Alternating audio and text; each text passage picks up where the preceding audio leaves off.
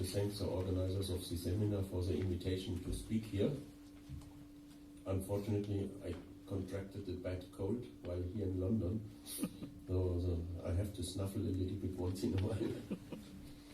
Secondly, I did not prepare a detailed paper which I will read, but I will speak freely, drawing from my brain.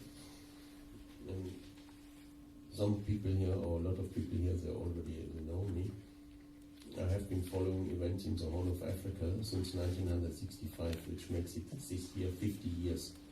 So more than 2/3 of my lifetime I have dedicated to this area of the world. And the way it looks like, I will be busy with this part of the world. The nice people and the bad governments for the remainder of my life, which hopefully will go to 99. So today I want to speak about the recent developments centering around the attempts of the Eritrean government to worm its way back into international grace by exploiting the refugee situation and the fear of the European countries concerning the future of the refugees from Eritrea coming to European shores, and how that relates to the national service and to the educational system. It is observable, or we have observed, that the Eritrean government in about 2 years is using a certain strategy towards the international community, in particular the European countries. The Eritrean government is arguing the exodus from Eritrea has no political reasons. There are no political refugees from Eritrea, there are only economic migrants. On top, the exodus, particularly of the Eritrean youth, is a result of an international conspiracy, particularly masterminded by the US government and UNHCR, which want to lure the flower of the Eritrean youth out of Eritrea in order to damage Eritrea, so that Eritrea cannot fulfill its natural role as being a role model of development for other African countries. That is practically literally a quote, a speech of Isaias, where he says that Eritrea is offering as an alternative of development, and particularly the US does not want this alternative to succeed. Therefore, they are out to destroy it by luring away our youth. This statement basically speaks for itself. If Isaias is not lying, then he is paranoid, and probably both. But naturally, no one, it is insulting to the intelligences of whatever audience he addresses this remark to, because nobody in his sane mind could believe or would believe that the US actually are conspiring to draw Eritreans out of Eritrea and to get them as refugees to America or to Europe. I mean, the attempts they do, the Americans as well as the European countries, to keep Eritrean refugees away from their countries clearly speak against this conspiracy theory. But that is a line they publicly follow. And Eritrea is offering its good services to the international community to help to combat the human trafficking, the smuggling, etc. In the Horn of Africa, which is tantamount to making the poachers a gamekeeper. Some Eritrean officials at least are involved in smuggling Eritreans out of Eritrea. I'm not convinced that Eritrean officials or generals, like it's sometimes alleged, are actually involved in selling Eritreans from Sudan to Sinai or to the Rashida or to the Sagawa. But it is proven and is documented that Eritrean, the military, including some high-ranking colonels and generals, that they are involved in the passing out of Eritreans from Eritrea to Sudan and to Ethiopia. So the next line of argument of the Eritrean government is Eritrea is suffering under the economic backlash of the unjust sanctions. Therefore, the Eritrean economy is not able to offer opportunities to its people, and that is one of the reasons why people leave for economic reasons. This argument also is a blatant lie. The sanctions imposed on Eritrea by the UN Security Council does not infringe on the opportunities of economic development in Eritrea. These are very specific sanctions. They do not prohibit the foreign investment. They do not inhibit any kind of commercial activities of Eritrea with the outside world. And also, they do not have an impact on the economic activities inside the country. If the Eritrean government, if the Eritrean economy is in a bad shape, and nobody can doubt that it is in a bad shape, then this is exclusively and solely true to the economic policies of the government of the DFDJ.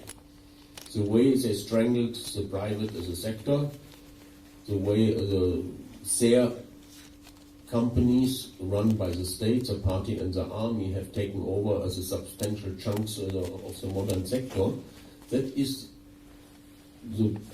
one of the main reasons why economic development in Eritrea is stagnant or even in reflux. I personally do have some sympathy for the Eritrean government that they want to curtail, let's say, excessive commercial capitalism. I mean, economic development which is focusing mainly on commercial activities, which is an activity favored by a lot of Eritrean capital owners and also by diaspora Eritreans. But this strategy to rein in the negative results of commercial capitalism only makes sense if you do have a clear-cut and forward-looking, forward-pointing policy of economic development focusing on productive investments for the private sector. And exactly the latter is lacking. So the economic crisis or stagnation in Eritrea, which to a certain degree, undoubtedly, is one of the factors contributing to Eritreans leaving the country, is to be laid squarely at the doorsteps of the Eritrean government and not at the doorsteps of the United Security Council. So, but in line with this argument, the Eritrean government is saying to the European countries, if you do not want to have Eritrean as refugees coming to Europe in larger numbers in future, first, you have to pressure the United Nations to lift the unjust sanctions, and secondly, you have to give us generous development aid so that we can rebuild our economy, which has been negatively affected by these sanctions, so that people will be inclined to stay in Eritrea. The Western countries, including UK and the EU, they are willing to buy this argument. The EU is considering to give the 200 million euro economic aid to Eritrea over the couple of next years. What is wrong with this? The European countries are acting out of fear, so do not apply their brain to the situation. They act out of emotions in a certain context where European governments are under pressure by right-wing governments, and some of the not right-wing governments, as far as refugees are concerned, are trying to overtake the right-wing parties as on the right. So if they just would sit down as a 15 minutes and reflect about the issue, they would realize the following.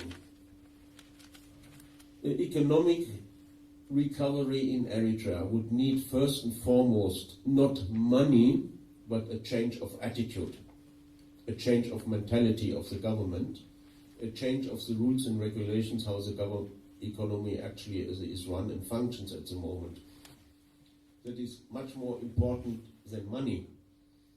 Secondly, even if there would be such a change of mind and a generous injection of foreign aid into Eritrea, under the best of circumstances, it would need 10 years at the minimum to build up the Eritrean economy to such a level that people would prefer to stay in Eritrea even without a change of the political system rather than going abroad.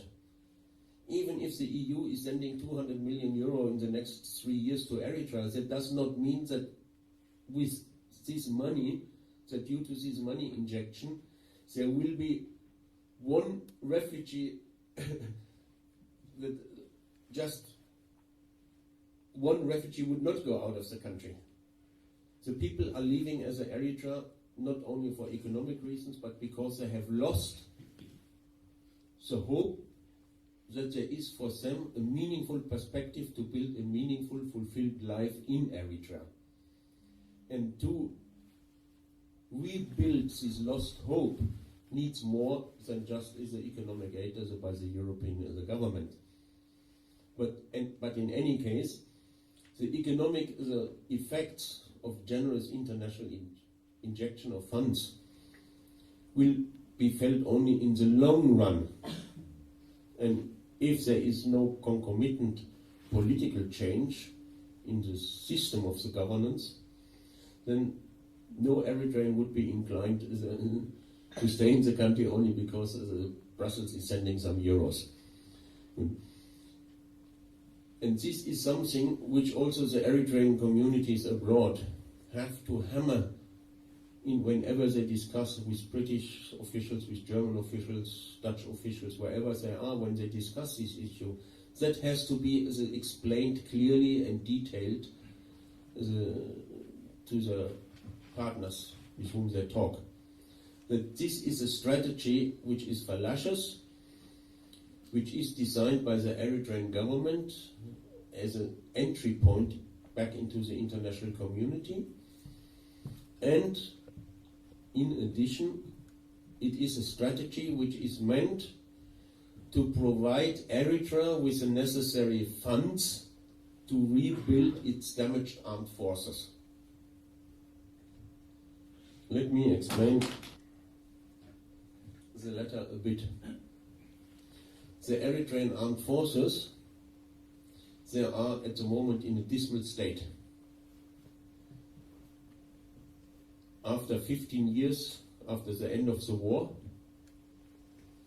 the Eritrean army in size, moral, technological capacity is far inferior to the Ethiopian army. Due to negligence and desertion of qualified people, the capacity of the Eritrean army to repair and maintain its armament has dramatically been reduced. Due to the ongoing development of regular soldiers and national service people fleeing the country, the numerical size of the army had been greatly reduced. In 2000, after the end of the war, the Eritrean army had been around 350,000.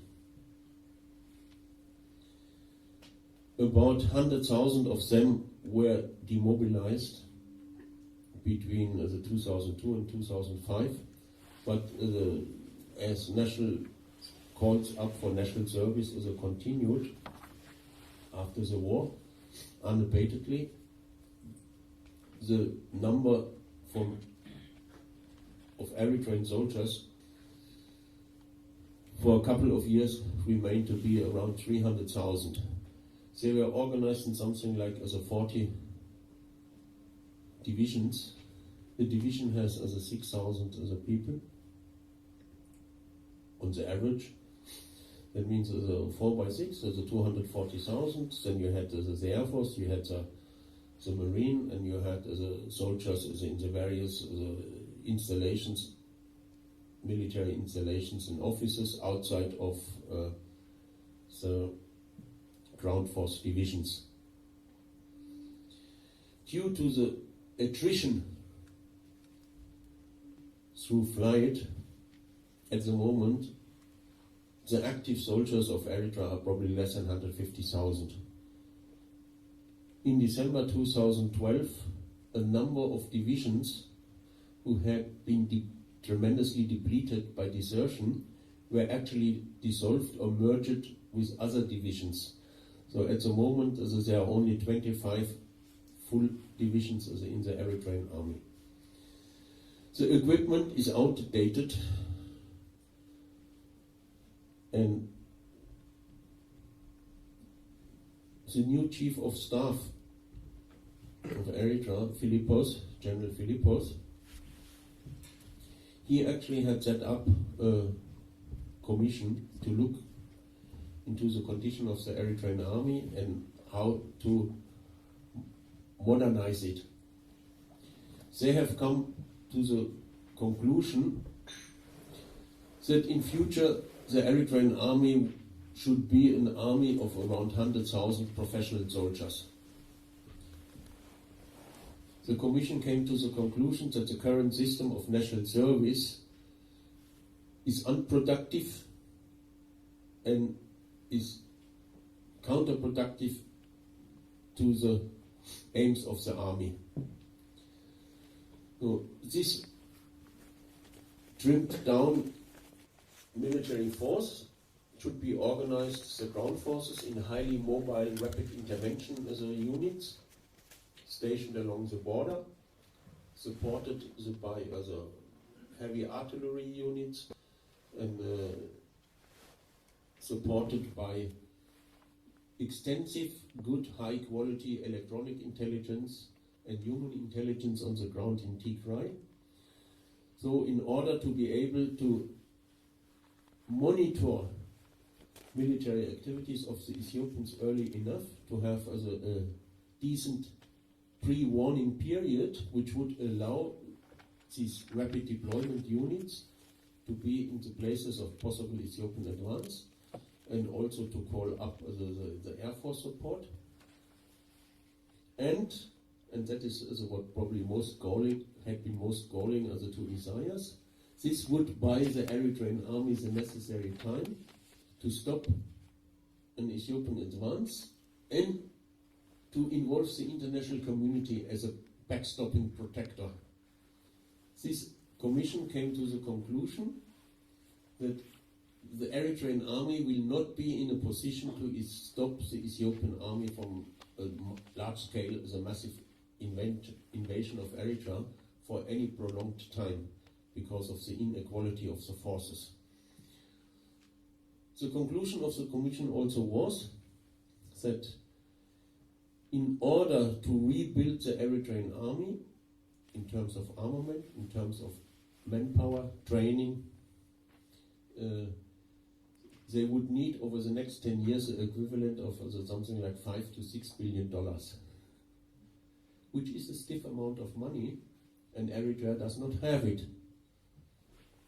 So this rebuilding the Eritrean army would also involve to establish for the first time a regular officer training as an academy, regular technical training facilities for the soldiers, especially in the maintenance of the equipment, etc. So, where does the Eritrean government intend to get this money from? They intend to get it from the international community. They want to solicit these funds by using the refugee card. When they get international aid, based on this erroneous argument, by giving aid that would stop the refugee flow, the Eritrean government get hard currency. These 200 million euro of the EU, they will go to the national. If they are given for projects inside Eritrea, they will go also to the National Bank of Eritrea, which will exchange that into NACFA. Then the Eritrean government will have 200 million euros to spend on equipment for the army, and the equivalent amount in NACFA to spend on projects inside Eritrea. The beautiful logic of this thing is how that works with international funds given for development. They practically double the money a government can use. It is not that they would take the money and not do projects in Eritrea. They will do projects in Eritrea according to their own interests and their own plans, but they will have some hard currency. which they can use for rebuilding their army. The Eritrean government is not only working on the refugee issue as such, they are also telling the international community they need money for the reintegration of demobilized national service people. The argument is similar. If we demobilize these people and we don't have jobs for them, they will run away and become refugees. So please give us money for reintegrating of demobilized national service persons, which would be another sizable contribution of hard currency for the purpose of rebuilding the Eritrean army. It is funny in a sense, and sometimes they beat themselves in the way they present things. Yamane Gebra, he explained to international audience earlier this year in Vienna that as a start also of the demobilization process, they will now reintroduce an 18 months period for national service, which is fine. That has been something that had been demanded a long time. And the first round to benefit from that would be the 28th round, which was drawn in July 2014. And they said this round of from July 2014, there are around 10 to 11,000 persons. They will be discharged in January this year, and they ask the European Union to get support for the reintegration of these 10,000. Now, whoever has heard of reintegration programs for regular service persons who are discharged after 18 months? People who do their national service, whether in Germany or any other place, for 18 months or 2 years, they don't get reintegration programs. They are not alienated from the society to the extent that they have to be treated specially and be given special reintegration programs. So that is idiocy, what they are trying to sell. Secondly, it is lying, because of those 11,000 of the 28th round, which went to Sauer to take the 12th grade, 1/3 of them, they passed the national examination with enough points to go to the colleges. They have now started college education. You don't need a reintegration program for that. The middle ranking group, they have started vocational training in the Sauer National Vocational Training Center in courses of 2 to 3 years or 1 to 3 years. So you also don't need integration programs for that. If at all, for the last round of people, the lower third who did not make the necessary points to go to vocational training or to the colleges, but they went basically to the administration and in the army and the civilian administration, where they are holding down jobs, kind of administrative jobs. As 12th graders, they are considered to be qualified for clerical work. So, if at all, you need some money to pay them better salaries, but no specific reintegration programs. Now, there is a hitch also to that. Under current practice in the national service, officially the national service is still unlimited. Under the provision statement of the government in May 98, when a general state of mobilization was declared. Now, under the legislation for the national service can be extended unlimited when a national emergency exists or a general state of mobilization is declared. And there is no official declaration yet to this day that the Eritrean government has abandoned or abolished the state of mobilization, which would be the legal necessity to return to the 18 months. But in practice, in the last couple of years, there has developed a practice that from those people who were sent to Sawa for the 11th grade, when they finish their education, meaning either they finish with 12th grade, or they finish with the vocational training, or they finish with the college education. Whatever, when they finish their education, they have to work, the women, for 3 years as in the national service, in their whatever capacity, and then they will be discharged from active national service. For men, it is around 4 years, with the exception if any one of these people have specific qualifications which are needed by the government urgently, the period of service can be extended to be longer.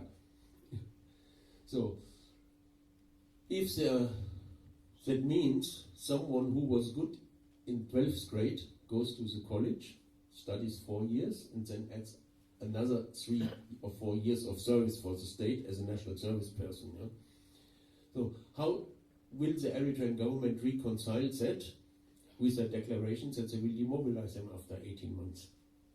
It will be interesting to see how they handle it now in January. In January, the majority of the group concerned, they want to demobilize from active national service, is in the colleges and the vocational training center. Good. It seems to me, based on what I learned when I had a discussion with a high-ranking official of the party last week, the Meheret as a Johannes, that the Eritrean government is outright cheating. Plans to cheat and will cheat. These people will be dismissed from active national service, but they will be transferred to the merger of the National Reserve Army and the Hizbawi Sarawit, the People's Militia, which was created in 2012.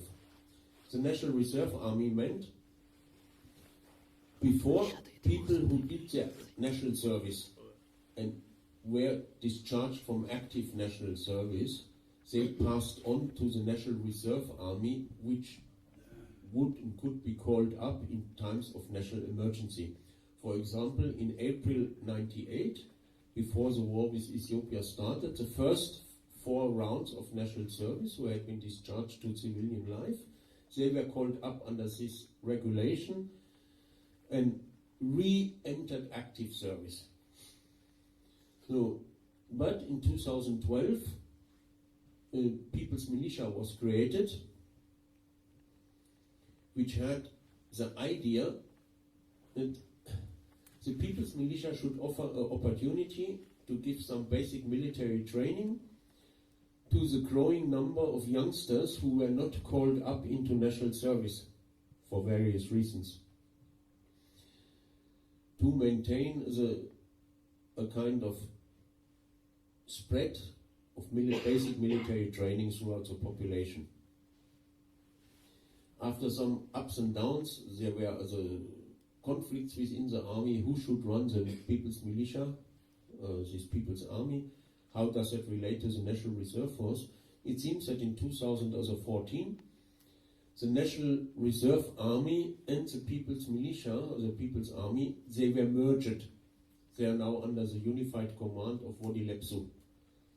And the practice seems to be that every Eritrean above the age of 18 who has not been called up for national service is eligible to be called up to serve in this militia. Also, Eritreans who had done their national service but had been discharged from active national service are transferred to this pool of potential militia members. which can be called up at any time by the local administrations or the military administration. As such, that means they're discharged from active national service, but they are not out of national service. They are still under the obligation to be available whenever the state wants it for some kind of national service for the government. These people's army, they are called up to clean ditches, to fill potholes in dirt roads, for guard duties, but more importantly, from the point of view from the Eritrean government also, they undergo basic military training. The top level of the National Reserve Army plus this People's Army are actually the professional soldiers and officers, and former national service recruits who had reached, let's say, up to the rank of corporal. They are also used to participate as trainers in the basic training for these recruits. Why did the Eritrean government resort to shift basic military training to a militia? It has a lot to do with the fact that soldiers cost money. Very simply. It became too costly for the Eritrean government to call up every person, able-bodied person, turning 18 into national service. Now, as a matter of fact, there is a certain misconception about national service. The national service was never so all-comprehensive as its critiques and Eritrean refugees abroad tended to portray it. With a population of 3 million in 2000, the number of people turning 18 in any given year is something between 50 and 70,000. But in the rounds before the war started in 98, the maximum of people drafted into national service was 15,000 annually. During the war, there was a marked increase. The largest round ever drawn into national service was 31,000 in May 2000. After the war, the number of people drafted into national service, the rounds, they were between 15 and 20,000. And the interesting thing is, after 2006, the Eritrean government stopped regularly drafting youngsters outside of the school system. After 2006, when we are talking about rounds of national service, that only refers to the people sent to Sawa to take the 12th grade there on the annual basis. Before, you had biannually call-ups. Now you only have one time a year, they are sent to Sawa to do the 12th grade.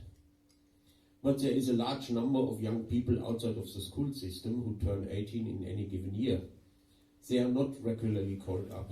Since 2007, actually, the Eritrean military administration is calculating how many youngsters do we need to fill the gaps in our regular forces and in the work brigades of Wasa Yekalo, caused by disease, illness, defection. And then quotas are given to the local administration.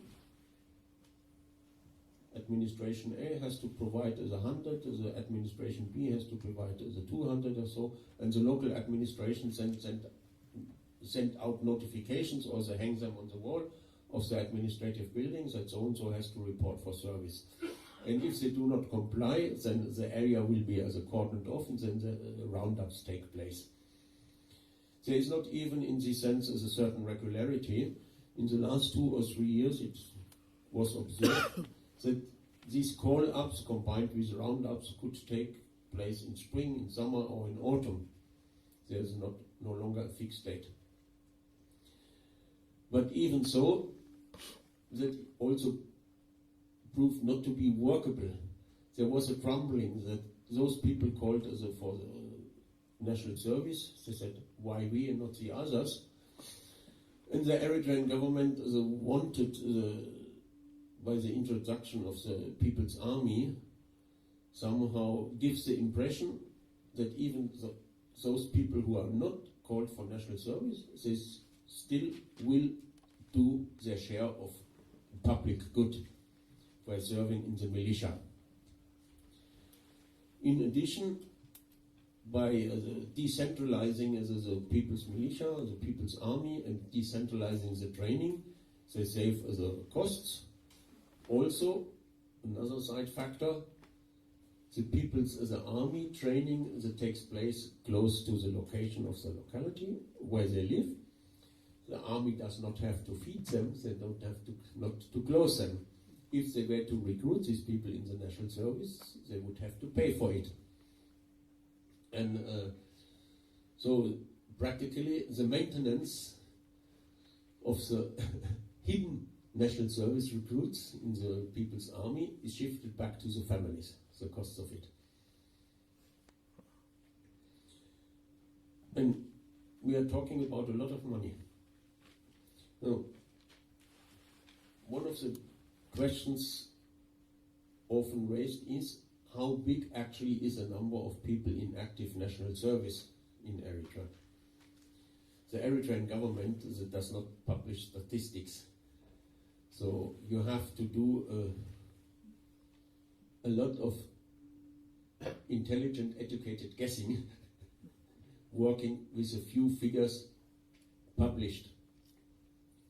Now, I'm fortunate in the sense I do have in my possession, don't ask me how, but I do have in my possession a complete list of all Eritreans drafted into national service from the 1st to the 16th round. So it is a list of 270,000 people which were registered in Zawa and in Gatalai till the end of 2002 to start their national service. It is a complete list with military that was prepared in preparation for the internationally financed Militia demobilization program. So this list has a military number, the name of father and mother, in birthplace, place of residence, level of education, as a religion, and where they went after the 6 months, where they went after the basic training. That's probably the most comprehensive as a document you can get on the Eritrean military at the moment. And which gives you a clear figure how many people were drafted in the 16 rounds. We can do now a little bit of calculation. Let me look up that as one thing one also should understand. For national service in Eritrea, right from the beginning when it was introduced, practically introduced in 1994, Muslim Eritrean women were exempted from national service. In each one of these 16 rounds till 2002, there were less than 200 Muslim women. They might have been called up for national service, but I suspect from talks I had in Eritrea with Muslim women serving as national service people, that many of them actually were volunteers. There was no general call up of Muslim women for national service, which already took out 1/4 of the potential recruits. Also, for females, there were generous exemptions before 1998 and after 2000. When you look at the gender composition, you realize Muslim men and Christian men make up the bulk of the national service force. Women were less than 20%. After 2007 also, there was a general policy that women when they approach their 27th year, they were discharged from active service. Very clearly, the government needs them outside of the army so they can have a family and produce the next generation of soldiers.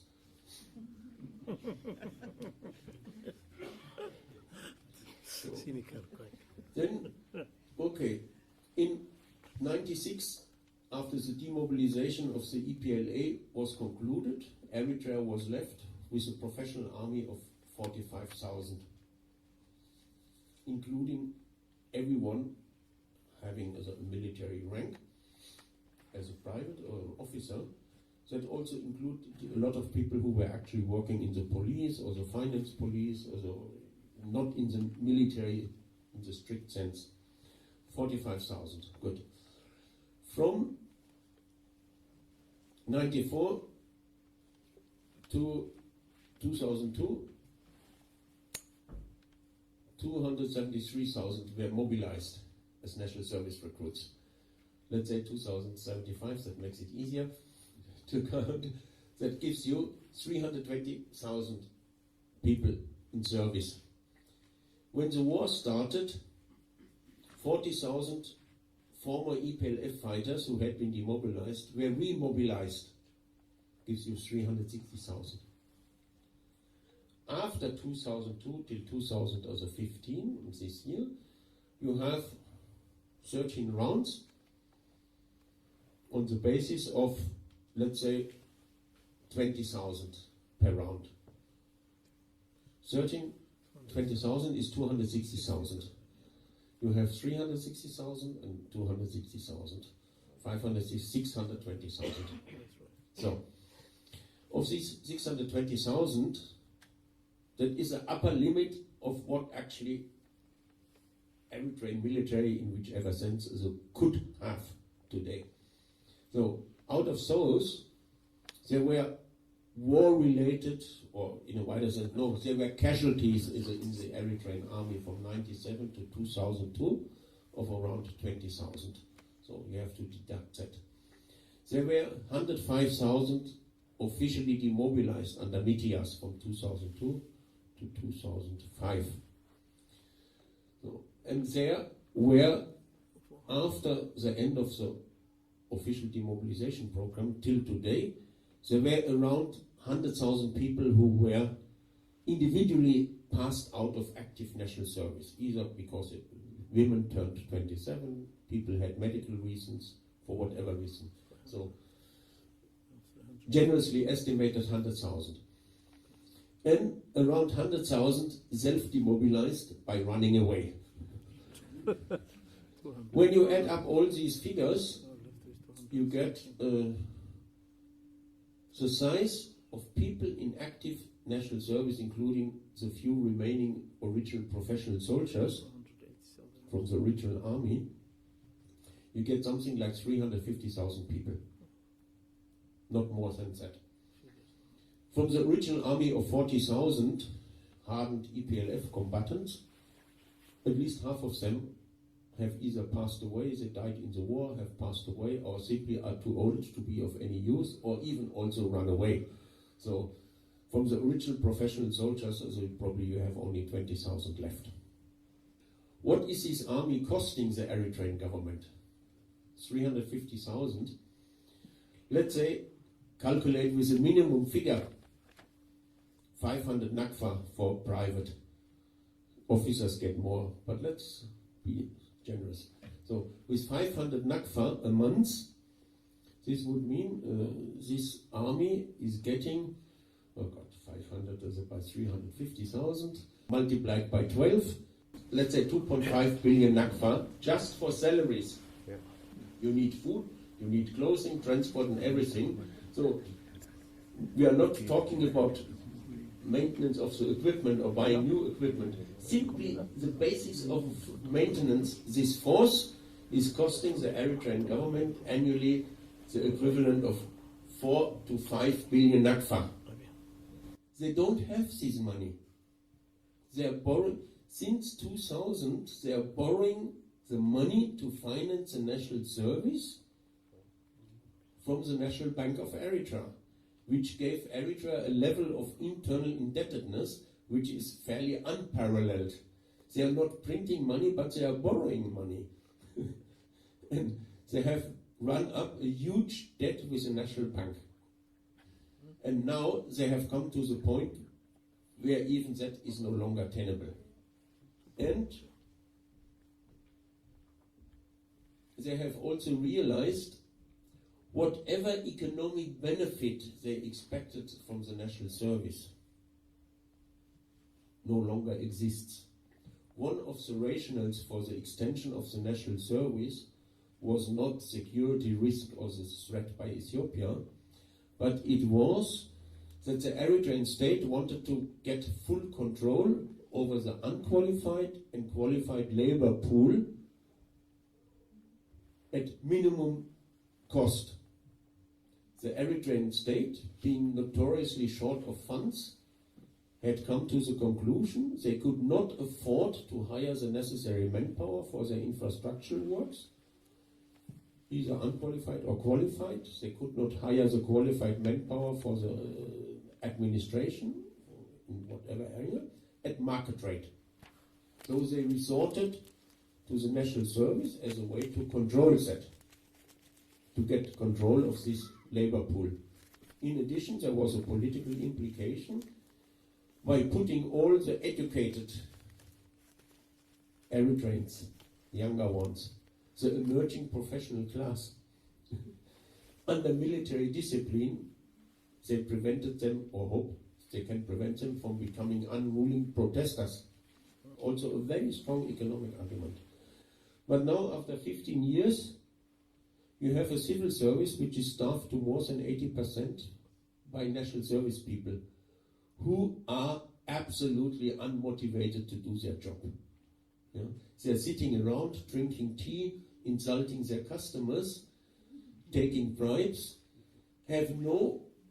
very few of them have any kind of work moral and work ethics.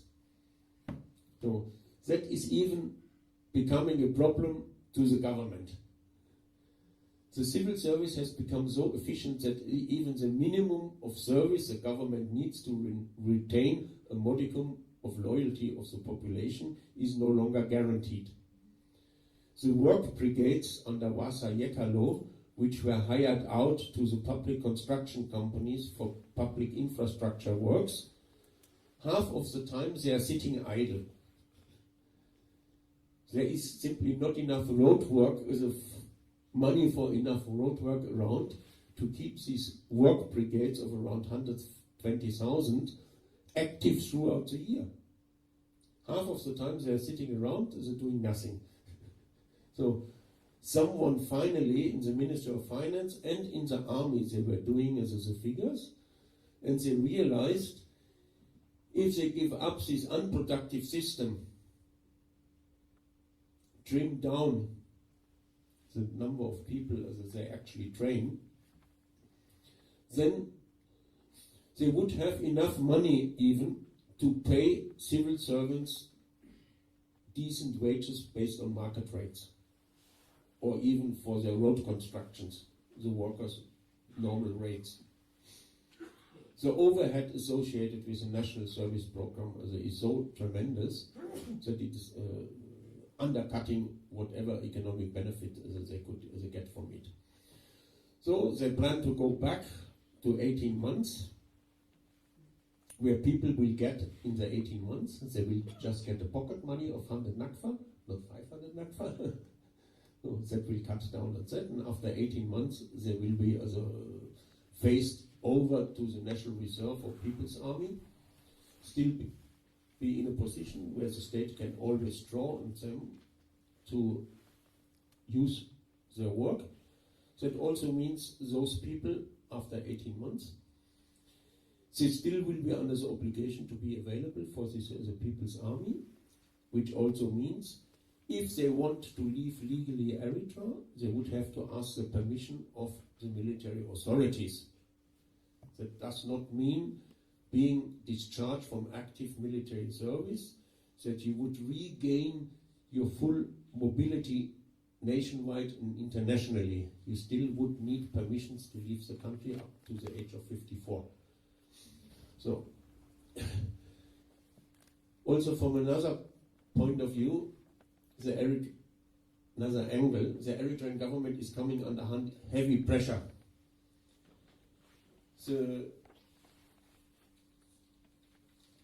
Due to the massive refugee movement, the refugee movement has disproportionately cut into the age group 15 to 45, and particular males. 80% of the refugees in the camps in Western Tigray are male in this age category.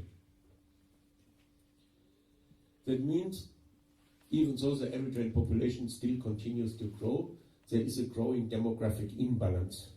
You have still quite a number of children, but in the middle ranks of the productive population you have a market gap, not only of unqualified, but even more so of qualified people, which is a long-term danger for the economic and social structure of Eritrea.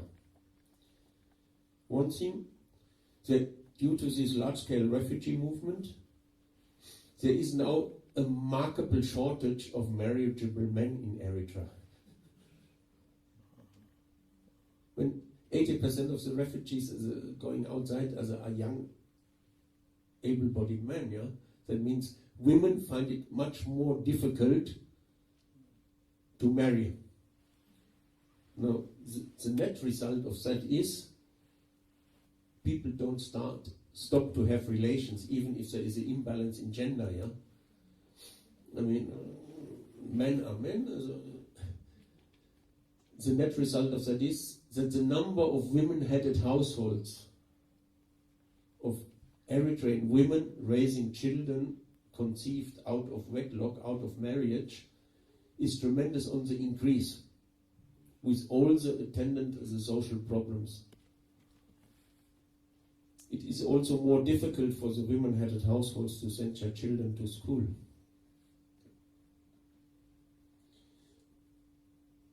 For economic rehabilitation of Eritrea, even if international money comes forward to finance that, the qualified staff is no longer there. The dearness, the acuteness of the problem came to my mind when I was looking at the figures published by the Ministry of Education for this year's students who took the national examination at the end of the 8th grade and at the end of the 12th grade. In 2007, the number of students taking the examination at the end of the 8th grades was 45,000. Now, one would, some years later, it was reported to be 65,000. Now, one would expect with the population growth and, let's say, a little bit expansion of enrollment, that the figure today would be 70 to 75,000. But in this year, only 45,000 students sat for the 8th grade examination. That means, compared with the peak year, 3 or 4 years back, a deficit of 20,000, while the population is still growing. That means two things. A number of families, and I suspect all particular women-headed households, are taking the children out of school even before they reach up to 8th grade for economic reasons. When I discussed with the mayor, Johannes, as this topic, he said, yes, we have realized that many families do not send the children any longer to school because they need them to do some kind of work, selling things here or there. Good. The other thing is, a growing number of families are sending their youngsters out, even before they reach up to 8th grade. The number of unaccompanied Eritrean minor refugees in Ethiopia and in Sudan is sharply on the increase. So, what does that mean when there is a gap of a minimum of 25,000 students in the 8th grade? That means, naturally, down the road, less students in the 11th grade. less students going to the colleges. And this is actually what is happening.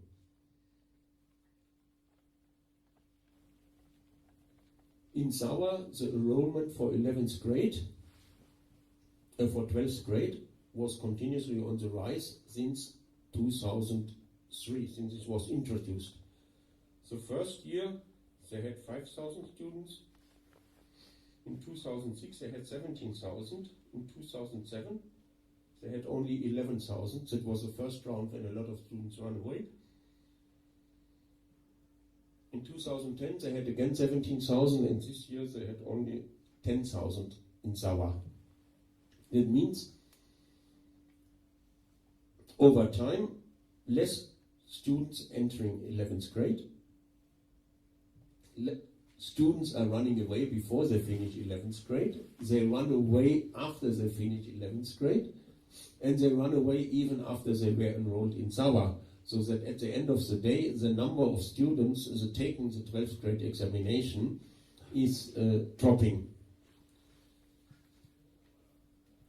It would be interesting to compare these figures.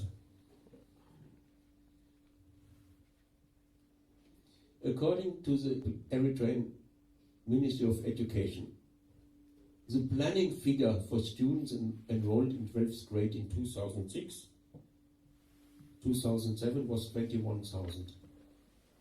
The actual figure is far below that. For 2013, 2015, the planned figure, the projected figure, was 49,000, and actually they have only 11,000. There is a gap of more than 38,000 in the educational manpower planning of the Eritrean government. The students accepted for tertiary education in 2014, 2015 should have been 18,000, but actually they had only 4,000. So that means the Eritrean government, due to its misguided policy in national service, economic policy, everything else, has totally jeopardized the potential of Eritrea for economic and social development by not fully utilizing the potentials there for education, and those who got education were driven away. By its own figures, there is a gap of practically 50 to 75%, whichever way you look at it, in the manpower planning and in the manpower needs, the women power, the labor force needs for educated Eritreans in Eritrea. So with this dire situation, it is impossible that 200 million euros will change anything in the situation if there is not a thorough change of direction. Only a massive change of direction could start to bring Eritrea back on the way of rehabilitation and recovery and rebuilding the country. But that still will take long years. And until that is achieved, then also Eritreans will come as refugees outside.